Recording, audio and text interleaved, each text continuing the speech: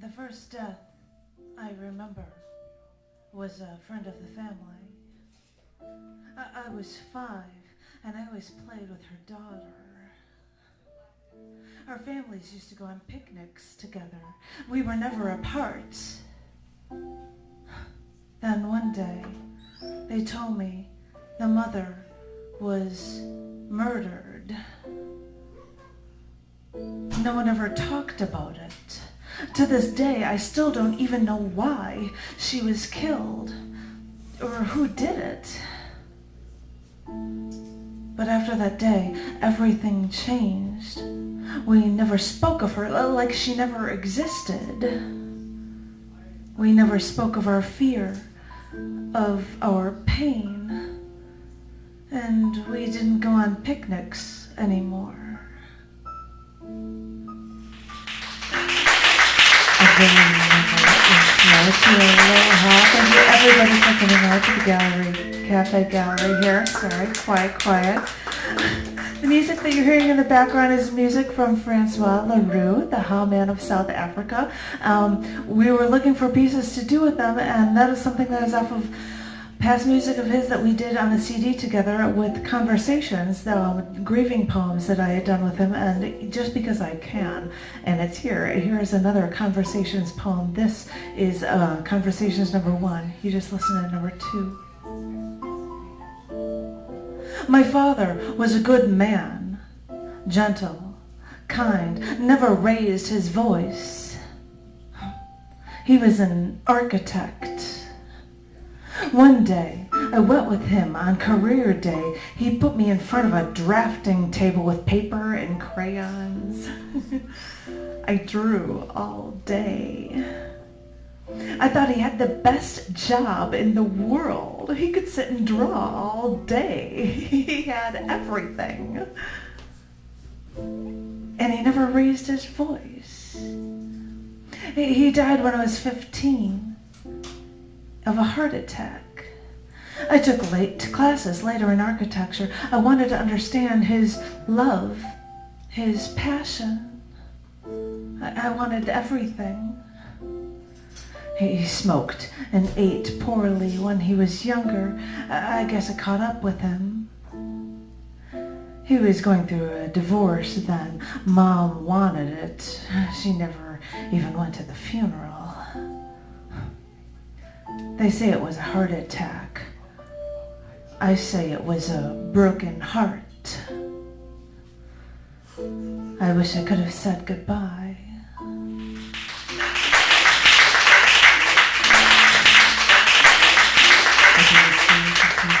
About dealing with conversations where there's this whole thing about, I hear people whistling, about people going through trauma and death, and the first death in your family and blah blah. And I would just hear these stories and I'm like, I have to put these down. And so one of them was done for that. And so I'm gonna leave this running in the background because it just sounds really cool.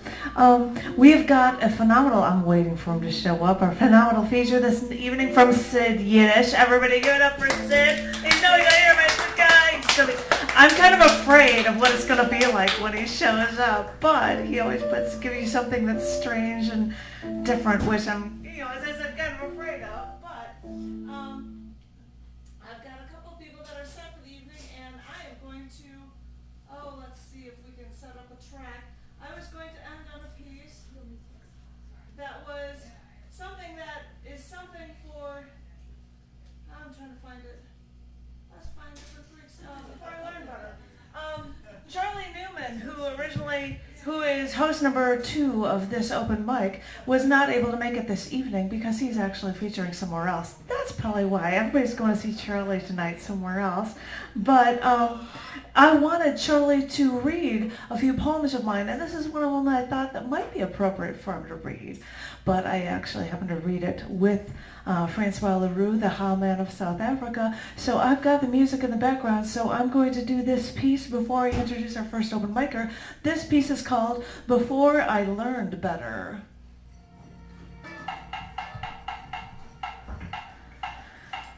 You think that the people that are most like you are perfect for you.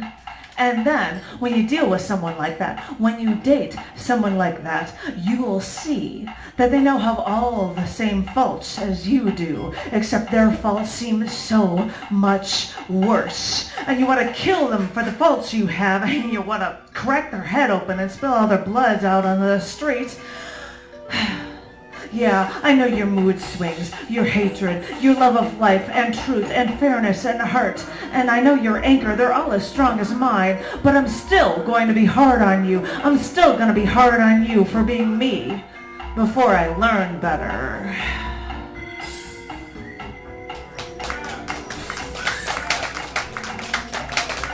Thank you. It's strange. I've got to cut this out. I've got to cut it out and pause it because I can't go over to it. Thank you very much. Short pieces. I know, I'm going over to set up the music for it. Thank you, Francois, whom I think might have a confirmation that he would be doing music here in October when he does his annual tour in 2012. So, before I talk more and more about other people that are doing music, I'm going to call up my first open micer. I don't even have... Oh, I have to go off of memory, and this wonderful man was here at the beginning, so I'm going to really hope that Mr. Patrick Hurley will come up here. Is he busy? Are you able to make it, my love? He's in the middle of something. Coming up? I think so. Give it up for Patrick Hurley. Woo!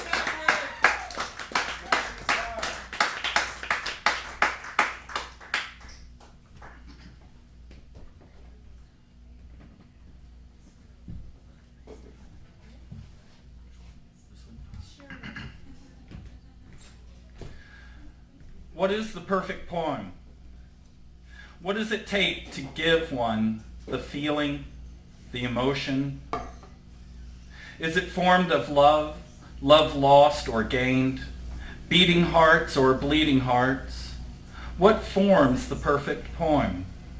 Anger of political disposition, ranting and raving against the system, against the world and the state of your social status, spreading the hate you bemoan? How does one craft the perfect poem? Through clever witticisms, tongue-dripping imagery, humorous jibs and jeers, setting oneself up on a plateau while pushing others deep in the valley below, or begging for the sympathetic savior to your self-deprivation? Does the perfect poem make us cry, make us laugh? Does it bring us to a place of empathy, a collective spiritual rendezvous in the ether of our hidden universe, and hold us there until we are all one? No. The perfect poem is born out of each of us when we conceive the idea, the thought, the emotion, and wrap words around that birth, then spew it out on paper or through voice in any language. Yes, the perfect poem lives within each of us. It is perfect in the nature of its being alone, and we are blessed by the experience of one sharing their perfection with us. Let us bow our heads, close our eyes, and embrace all who shared their perfect poem.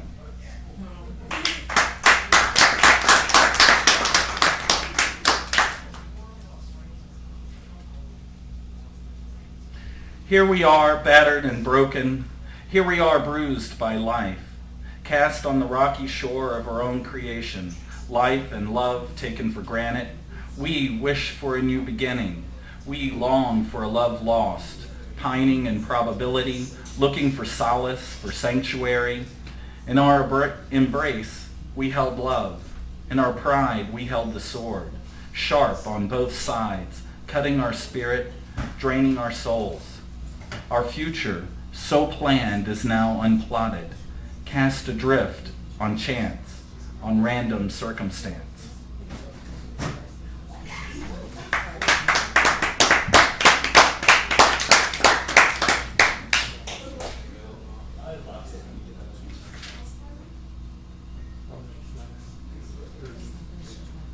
What is it with love? The touch, fingers on skin, lips gently joined, the flame of emotional surrender, the waking and naked happiness. What is it with love?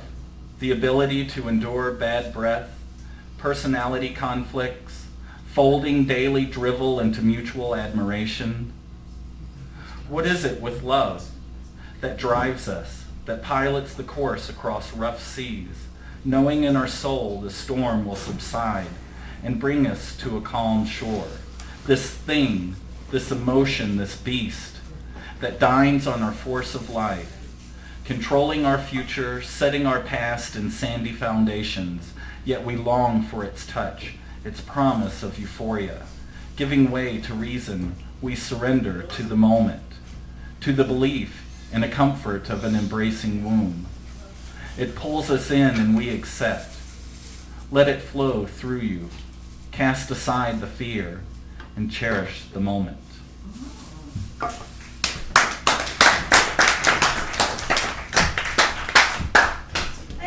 Thank you. And you know, I was even thinking that I should probably have offered, if any open micers wanted, I have background music of like Aboriginal music or rainforest music. If somebody wants some sort of music in the background while they're going on, they can. So if anybody wanted anything like that, you're more than like, hey, I want to hear cawing birds and so, well, let me see if I happen to have that on that. I don't know. You wonder about it sometimes. But that's just, but you know, I've got music going. I figured if anybody else wants it.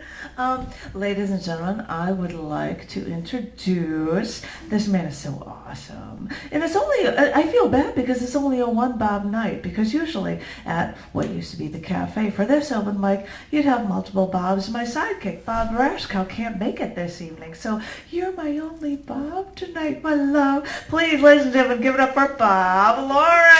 Give it up. And if you want, you can see how awesome you are. Oh, I see.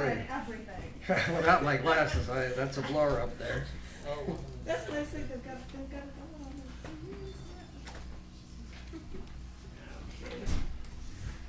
Yeah, actually, this first one, Janet, you've heard this. I did this over at Buddha's, but I cut out a lot because open mics are really valuable because you get up and you can tell if it's too fat, and then you make it thinner. This is called Searching for a Childhood Friend. Merle Hubbard, big clumsy kid, 5 years older. Wonder if he's still alive. To the internet, let your electrons do the walking. U.S. White Pages, 3 Merle Hubbards of the wrong age, 1 of the right age. A singer's agent with the Metropolitan Opera died last year.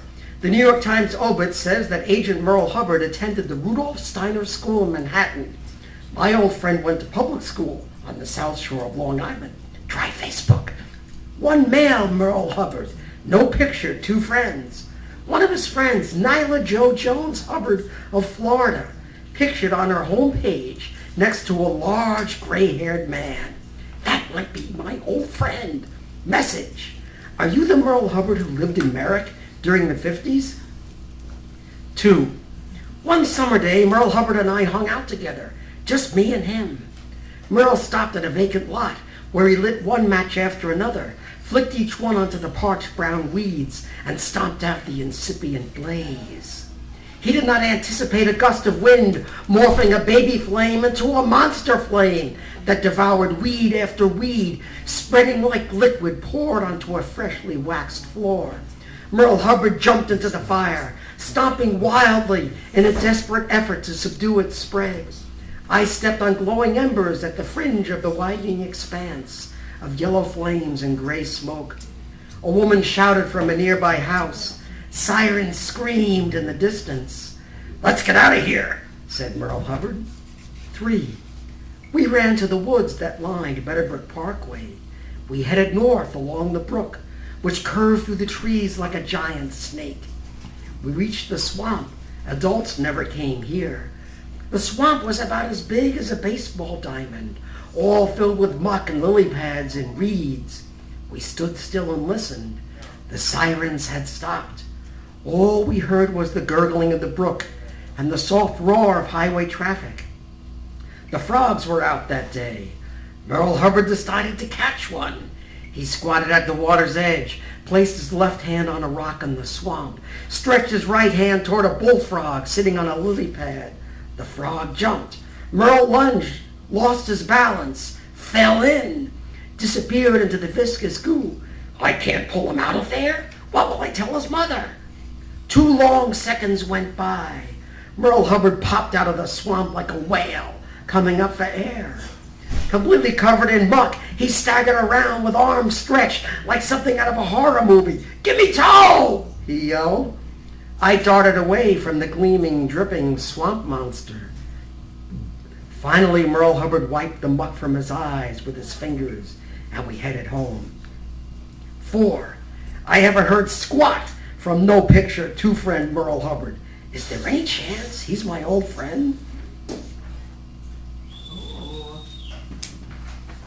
And that's the first poem. I wasn't quite sure. I'm like, is there going to be another page? And now a new one, Dancing for the Muse. 1. Light my fire, words! Open up words like terrestrial faults, like volcanic shafts. Words themselves, their sound, their meaning, their branches. Metal spiders, hot ice crackling. Crack, smack, slack, track, brack, frack. Mac, knack, knock, cock, crock, schlock.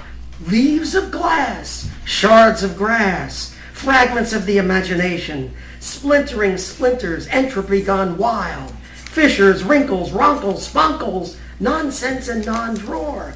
Batten down the haunches, I have a hunch for crunch. 2. Valentine's Day. Love makes the world go round? Since when is love inertia? Is love a form of motion, a form of fluid, a form of energy, a form of form, a vase, a flower? Why are flowers linked with love? Why is heart coterminous with love? Love has its symbols and its drums. Crazy. Is love the unsettler, the jiver, the jism, the jasm, the flim-flam sum? Is love the Lovelace of life? Is the love you fake equal to the love you piss away? Valentine's Day, Varlet's Day, Valet Day, Voluminous Day, Varmint Day, Varmination. 3. The muse is amused by musing and musicality. Movie, moxie, mockery. We are all actors. A magazine personality test says I'm an extrovert now. No more taciturn, no glow Bobby. I can light up a room like an explosion, like a strobe ball, like a laser, like fission and fusion. I can light up a poem like a phosphorescent probe, like glow-in-the-dark creatures at the bottom of the sea, like an X-rated X-ray. I can fire up expectations like a flamethrower or a candle in the night wilderness. Thank you.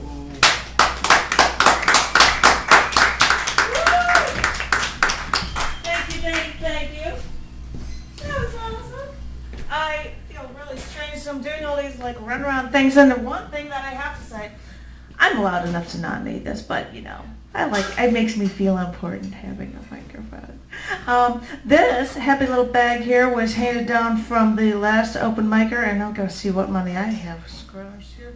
How many bills do I have? This is for our feature this evening, because trust me, this is going to be a phenomenal performance from Sid Yiddish. I'm going to pass this, well, either I would normally pass it to a sidekick, but I think I might pass it to the other Bob, and you pass it along. Put as much money as you physically can into it, are willing to give up, because I really think this will be worth it. I'm seeing this guy already working on things. He's setting up stuff for this show. I am going to do a poem. Oh, I guess I can yell. I'm going to yell and do this. I'm going to do a poem. And it's a new one. It's another piece of music from the Haman of South Africa. But I have to, because I can't bring the music over, I have to play it off of here. So I'm going to find this piece. This is a new piece, and this is from original music from him when he had played in Chicago last October. The Haman of South Africa, Francois Leroux, does annual shows. He's going to be here next year, and he's a great cellist, and he does keyboarding, and he has orchestra performances that he'll bring in on computer, and it's really phenomenal just to hear him. And from his last show when he was here, he did a bunch of music, and this is one of the pieces that he did in his last show last year, and it's got a new poem for it, and this poem has nothing to do, I'm telling you, with Whitney Houston. But you hear about all of these famous people dying from one reason or another with no answer given. I just couldn't help but write this thing, and this Was called Guzzling. What was my title? Oh, jeez Louise. It's Guzzling, it's a line. Guzzling drug cocktails with champagne, I believe is the name of it. So I hope you enjoy this piece. So, why can famous people, Michael Jackson, Anna Nicole Smith, so why can the rich stars get duplicate prescriptions for pharmacy medications? I mean, doctors give them papers for a rainbow of drugs. Why are they able to do this? So that they can have a few drinks, mix a few pills, and OD on prescription drugs. With doctor slips and pharmacy visits, they can party like a rock star till they legally overdose.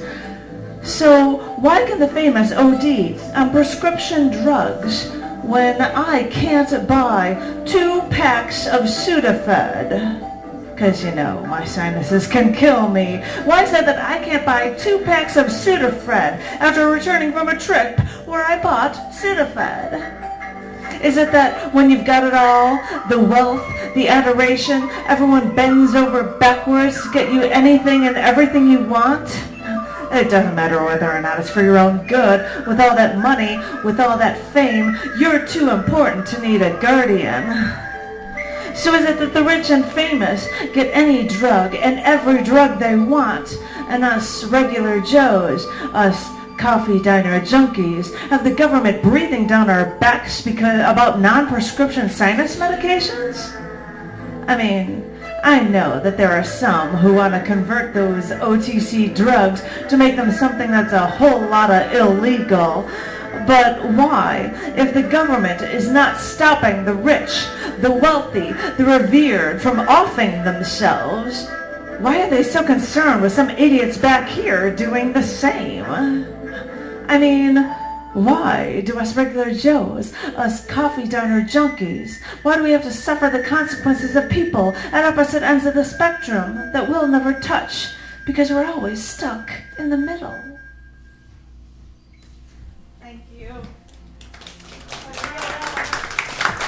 I'm going to run over and stop the music. Thank you very much. I am going to call up a man that is doing all of my audio, video work for me. Please, ladies and gentlemen, give it up for Mr. John Yatko.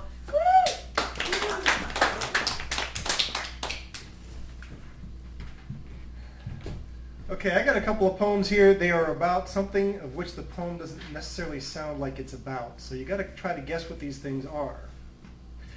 I sit around here waiting for you. That's all I do, you know, wait for you. When you turn me on, all I want is to make you happy. But you need to take control. You need to let me know what you want from me. What do you see in me? Do I have something somewhere inside of me to clear your mind of your troubles? I know you must have a lot on your mind, and I hope I'm a good escape for you. I'll be here waiting whenever you need me. Whenever you want a chance to escape again, I'll be here for you. What do you think that is? Television. A mistress? Television. And this piece is called Gouge Their Eyes Out. Looking forward to my little ritual, I search out my next victim and gain gratification by gaining total control over someone else. Looking forward to getting them alone and cutting out the top of their head, driving my knife through their skull, cutting down to their fleshy intellect so I could scoop out their brains, feel bits of the organs in my bare hand. Clear out their skull, make them hollow, gouge out their eyes, open their mouth wide so the world could see how empty my victims now were. I didn't do this often, otherwise I might have been caught. All these years of debasing someone weaker, this was my little ritual, and I was ready to share my secret with just the right person to help me get rid of the remains, to revel with me in this little game I play. I found someone I confided with them. And then they told me it was against their religion. I begged, I pleaded, and the only way they would join me is if they could take the skull and throw it from the building. After we were done dismembering them, to further destroy the evidence, and I agreed. So we drank in the sewer and drew up our plan. That may have been one of the last times I did this to someone, because it was really fun. In the middle of the night, when no one else is around, watching their hollow skulls splatter on the ground, I think it was closure, the final piece to this ritual, where after so much destruction, I could say my work was done. What might that one be? Santorum? I'm like, John, A jack-o'-lantern? I'm like, A jack-o'-lantern, a pumpkin, yes. Very good. Woo! All right, I am finished up here. Thank you. I'm like, John McGee, who throws hats over it? That was awesome. Thank you very much. Before I go to what I believe might be our last open mic for the evening, I have got one piece of music from the homeland of South Africa, and I've got a poem to go with it. I hate that I have to run over here to turn things on for it. I wish I had an extension cord thing. We'll have to remember to bring the extension. We'll have to, exactly. This was from education. This is a piece that is called Death is a Dog.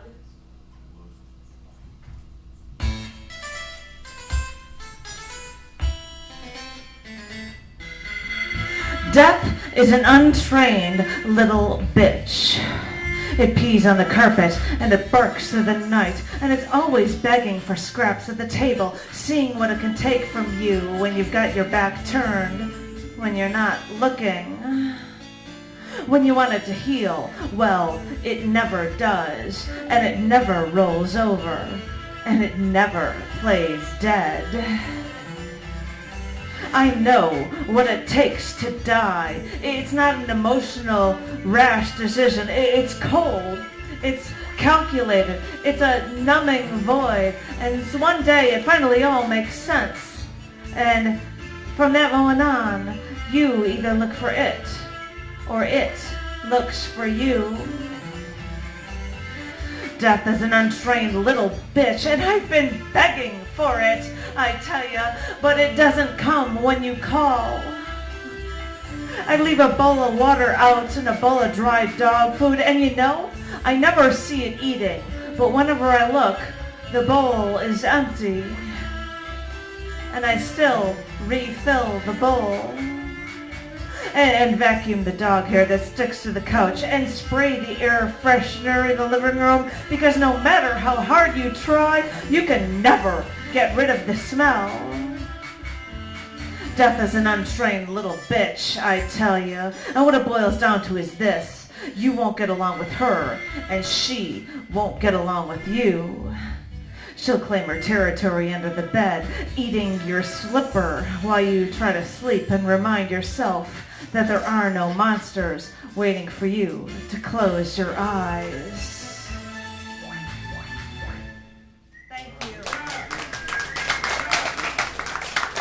Oh my gosh. Thank you very much. Try to set that up with the music. Thank you. This woman is twice as volatile as what the whole fear of Y2K may have been. Ladies and gentlemen, please give it up for Y4. Get on up here, move up. Get on up here. I hear whistling, and I'm like, what is that, my music? What? Here you go. Hey, thank you.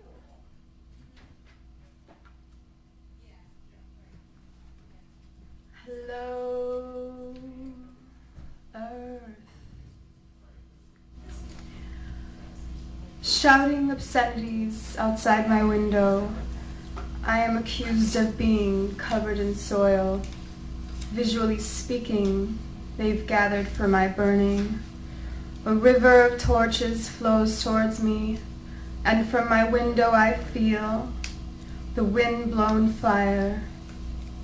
Flaming arrows all aimed toward me, taken as a reckless, loveless victimizer of hearts. I knew who I was. In silken confidence, I dressed for my lynching. The steel-soled shoes that carried my weight echoed down the stairway. A public address to the gents in distress. I am an artist with you as my canvas. If the art of seduction is a crime, then I have no purpose. You want me with the burning desire. You need me You want me. It's burning desire. It's burning desire.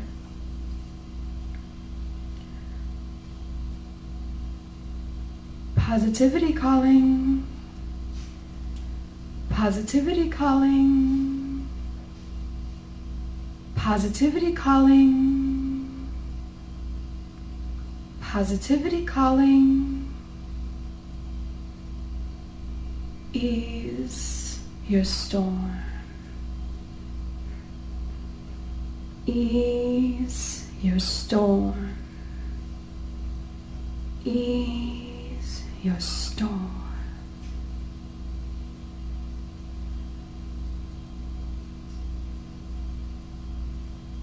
We're losing her. I'm out of here. She's trying to give her a chance. Ah. Yes. Oh. Yes. There she is.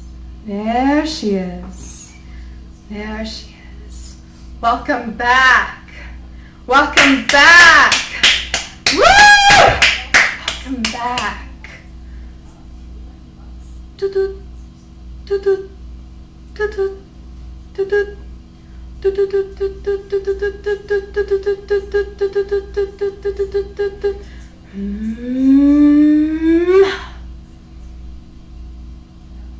I fell on the gravel of a rose garden.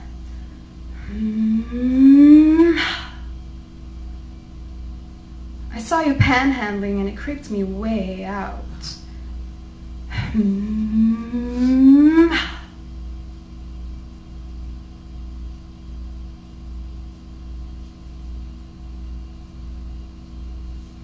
When the light hits me, my colors show. Iris in an hour, the world is my fan to see.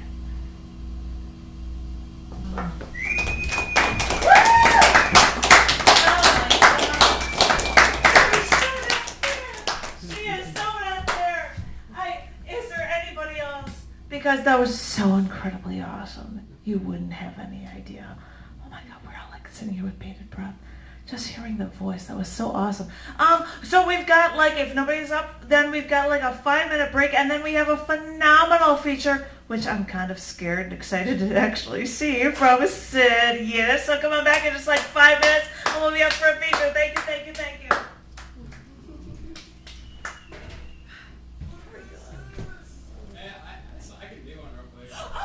Oh my God, you're not even on the list, my love. Yeah.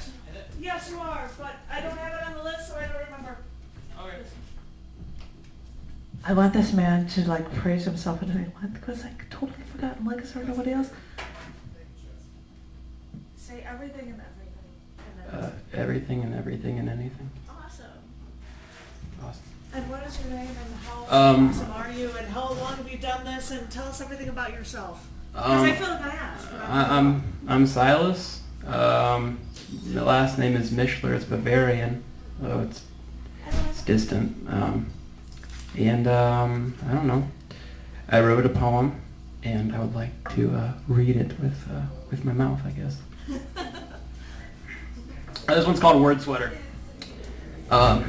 Down we sit, both to dine, subtle words adorned with rind, as these ravens, vultures, crows leave my lips. I think them clever and quirky and quick.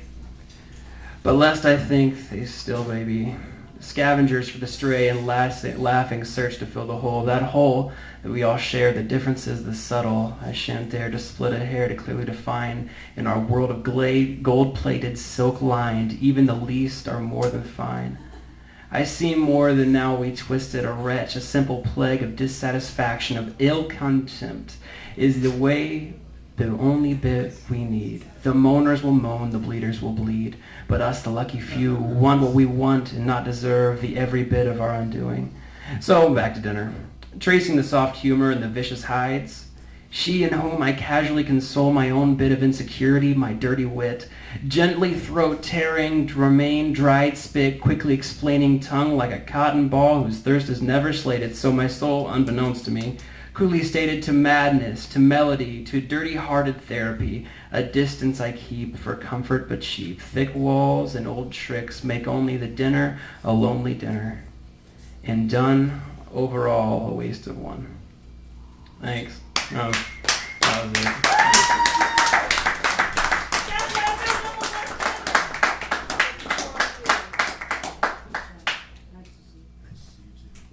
I'm not sure. Is more than Janine's reading, or maybe we'll see. We'll see what we have for time. Oh, thank you very much. I'm so glad we got to hear, Sid. These two poems were just published in After Hours, and so I'll explain the first one. A friend of mine in Atlanta sent me these two really very beautiful postcards that were quite old, and so I wrote this poem concerning these particular postcards. I received the two postcards today. Postcards from sister to brother. Typical holiday cards a sister sends a brother. One of them says, "I think it is a shame you have disappointed us so. I have been looking for you on every train."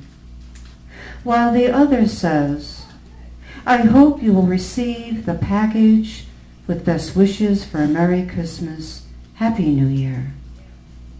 Postcards in clear plastic covers, stamped with green 1-cent Ben Franklin postage. Musty, bruised yellow postcards that feel like old skin when I touch them.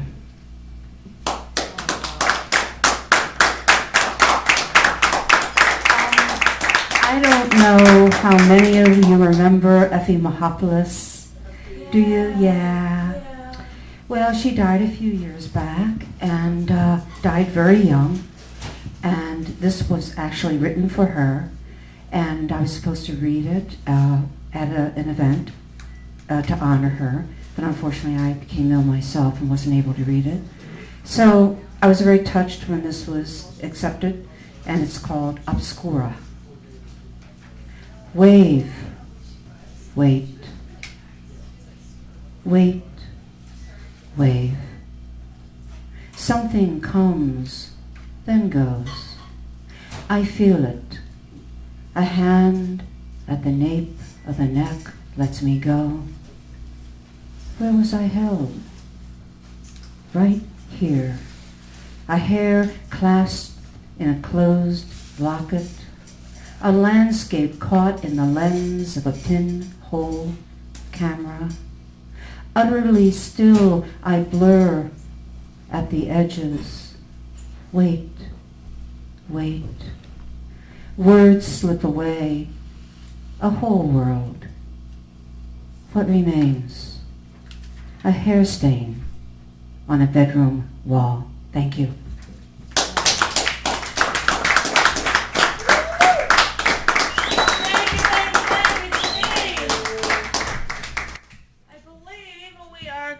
For the evening of open micer, stragglers, and last minute. So now I'm going to have to explain who the upcoming features are, because 2 weeks from now, that's why she came here late to read, because in 2 weeks our next feature is Janine Ravislis. So if you come on here on March 14th, you can hear Janine reading. 2 weeks later, it's a month for the two of them. Tom Roby is our feature. Yeah.